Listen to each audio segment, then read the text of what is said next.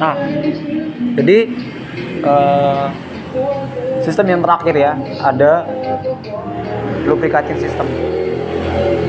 Ya, jadi lubricating system atau sistem pelumas sendiri bertugas atau berfungsi untuk melumasi komponen-komponen pada engine, ya, sekaligus mendinginkan ya komponen-komponen di engine agar tidak aus, ya, untuk mendukung engine tetap prima dan optimal saat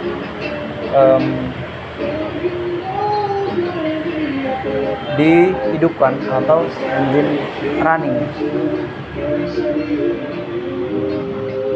Nah,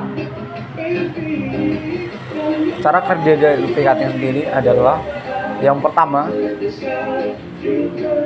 oli akan ditampung atau disimpan oleh oli tank, ya, yang mana oli tank sendiri bertugas untuk menampung atau menyimpan oil lubricating yang mana bersifat sementara saja ya, untuk kemudian digunakan untuk melumasi komponen-komponen pada engine.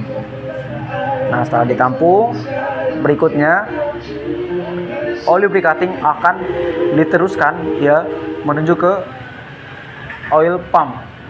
Ya, oil pump ini bertugas untuk mengisap oil lubricating dari oil tank, kemudian disirkulasikan ya menuju ke komponen-komponen pada lubricating system. Nah, setelah dari oil pump ya, maka oil lubricating akan menuju ke oil cooler ya. Oil cooler bertugas atau berfungsi untuk mendinginkan oli lubricating dengan memanfaatkan air pendingin ya atau air coolant. Setelah itu didinginkan ya. Berikutnya oli lubricating akan menuju ke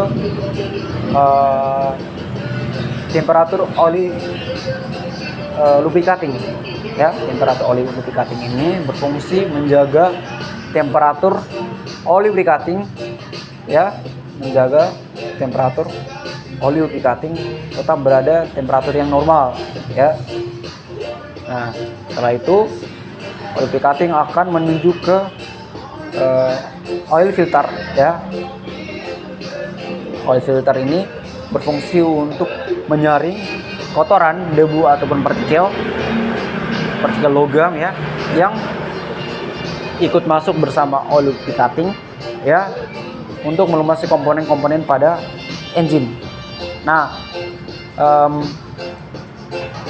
setelah oil lubricating benar-benar dipastikan bersih, barulah oil lubricating akan menuju ke crankshaft ya, yang mana crankshaft ini akan dilumasi ya.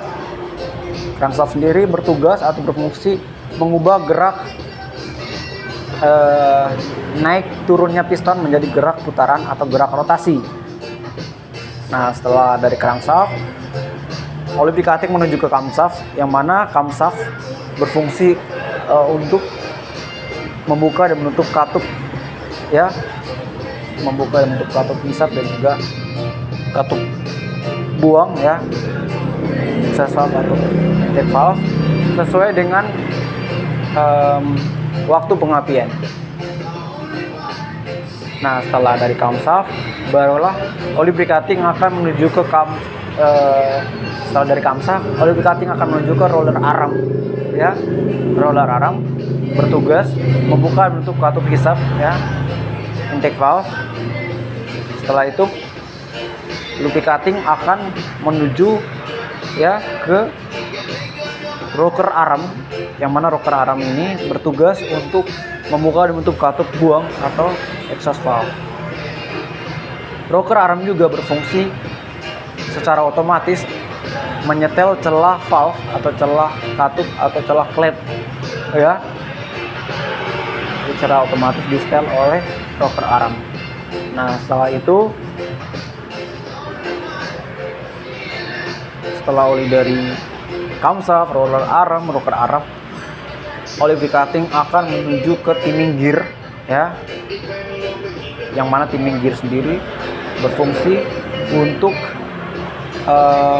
memastikan, ya, gerakan camshaft sesuai dengan gerakan crankshaft, ataupun gerakan crankshaft sama dengan gerakan camshaft melalui timing order atau timing chain.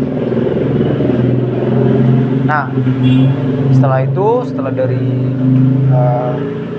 timing gear, ya, maka oli lubricating akan mengumasi komponen-komponen pada engine lainnya, ya, untuk menjaga keausan, ya.